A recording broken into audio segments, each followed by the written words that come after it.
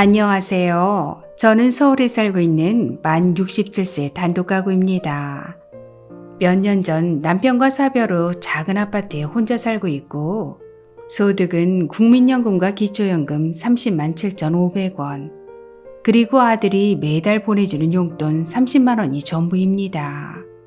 넉넉하지는 않지만 그래도 아들의 직장건강보험 피부양자로 등록돼서 그럭저럭 살만하답니다. 그런데 며칠 전 구청에서 전화가 왔어요. 소득이 늘어나서 이번 달 25일부터 기초연금이 중단된다고 하더라고요. 집에 가만히 있는 노인의 소득이 어떻게 갑자기 이렇게 늘어날 수가 있는 거죠?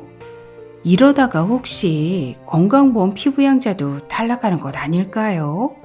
그러면 정말 큰일인데.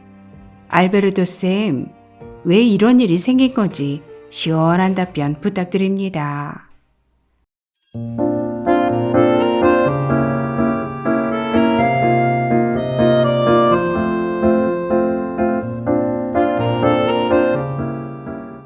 안녕하셨습니까? 행복한 인생이 막 알베르토입니다. 은퇴한 어르신들께 기초연금과 건강보험 피부양자는 가장 큰 복지 혜택이라고 할 수 있습니다. 그런데 오늘 의뢰인의 경우처럼 소득과 재산은 그대로인데 갑자기 피부양자 탈락하고 기초연금까지 중단되는 경우가 발생하고 있습니다. 왜 그럴까요? 오늘 그 이유를 아주 쉽게 설명해 드리겠습니다. 소득과 재산은 그대로인데 갑자기 피부양자 탈락하고 기초연금 중단되는 이유를 설명드리기에 앞서 피부양자와 기초연금의 자격 요건을 알아보도록 하겠습니다. 먼저 건강보험료를 내지 않아도 되는 피부양자 자격 요건이 상실되는 경우를 설명드리면 소득 요건은 현재는 연소득 3,400만 원 초과지만 9월부터는 연소득 2천만 원을 초과하거나 사업소득이 단 1원이라도 있으면 피부양자 자격을 상실하게 됩니다. 또한 재산 요건은 재산세 과표 9억 원 초과 또는 재산세 과표 5억 4천만 원에서 9억 원 사이이고 합산 소득이 연 1,000만 원을 초과하면 피부양자 자격을 상실하게 됩니다. 따라서 오늘 의뢰인께서는 그동안 이 네 가지 요건에 한 가지도 해당되지 않으셨기 때문에 피부양자 자격을 유지할 수 있었던 것입니다. 다음 기초연금 수급 대상은 대한민국 국적을 가지고 국내에 거주하는 만 65세 이상 소득 하위 70%인 어르신들이 받으실 수 있는데요.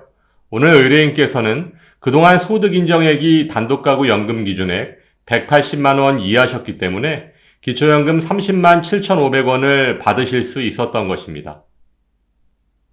그럼 지금부터 소득과 재산은 그대로인데 갑자기 피부양자 탈락하고 기초연금까지 중단되는 6가지 경우를 설명해 드리겠습니다. 첫째, 친목회비, 동호회비를 개인 통장으로 관리했다. 어르신들께서 은퇴 후 여러 친목회와 동호회에 가입되어 계실 텐데요. 만일 매달 동호회비를 개인 명의의 통장으로 받으신다면 모두 기초연금의 금융재산에 포함됩니다. 그 이유는 개인 명의의 통장에 입금된 돈은 자금의 성격, 출처와 관계없이 모두 개인의 금융재산에 포함되기 때문입니다. 또한 건강보험 피부양자 자격 계산 시에도 이자 소득이 합산 소득에 포함되므로 동호회비를 개인 통장으로 관리하는 것 정말 조심하셔야 합니다. 둘째, 자녀에게 통장 명의를 빌려주었다.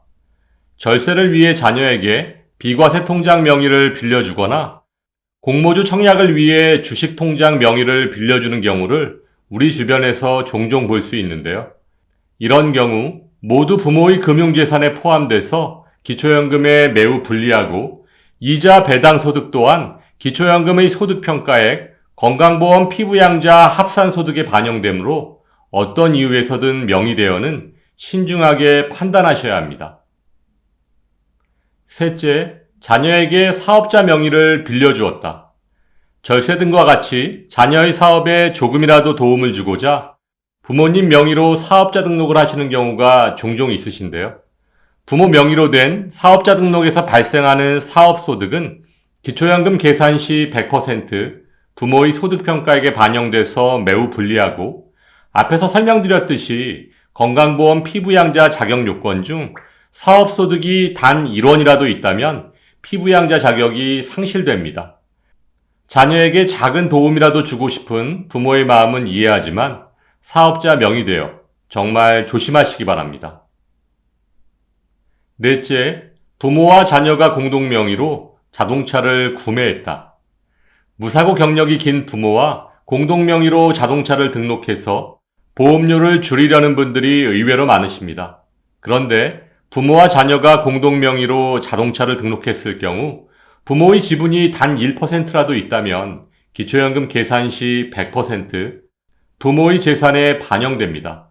또한 배기량 3000cc 이상, 차량가액 4천만 원 이상의 고급 자동차라면 기초연금 무조건 탈락하고 부모님의 건강보험료도 오른다는 점 꼭 기억하시기 바랍니다. 다섯째, 가족 간의 금융거래입니다. 우리 주변의 어르신들을 보면 형제 가족 간의 돈 거래를 하시는 경우가 많으신데요. 기초연금 계산 시 은행권에서 받은 대출금은 부채로 인정돼서 100% 공제받으실 수 있지만 가족 간의 차용증에 의한 돈 거래는 부채로 인정받으실 수 없습니다. 꼭 기억하시기 바랍니다. 여섯째, 가족 간의 부동산 계약입니다. 기초연금 계산 시 보증금은 부채로 인정돼서 해당 부동산 시가 표준액의 50%까지 공제받으실 수 있습니다. 하지만 가족 간 임대차 계약에 의한 보증금은 부채로 인정받으실 수 없습니다. 과도한 보증금의 산정으로 인한 편법 기초연금 수급을 방지하기 위한 조치이므로 반드시 조심하셔야 합니다. 네, 그렇군요. 사업하는 아들의 세금을 조금이라도 줄여주려는 생각에 아무 생각 없이 사업자 등록 명의를 빌려줬는데 이렇게 큰 문제가 될 줄은 꿈에도 몰랐습니다. 기초연금과 건강보험을 어떻게 해결해야 할지 막막하지만 우선 사업자 등록부터 원래대로 돌려놔야겠습니다. 오늘 정확한 설명 감사드립니다. 순간의 잘못된 결정으로 인해 큰 불이익을 당하실 수 있습니다. 신중하게 결정하시기 바라면서 오늘도 알베르토가 어르신들의 행복한 인생 2막을 응원하겠습니다. 행복한 하루 되세요. 좋아요, 구독, 그리고 알림과 공유는 좋은 콘텐츠를 만드는 힘이 됩니다.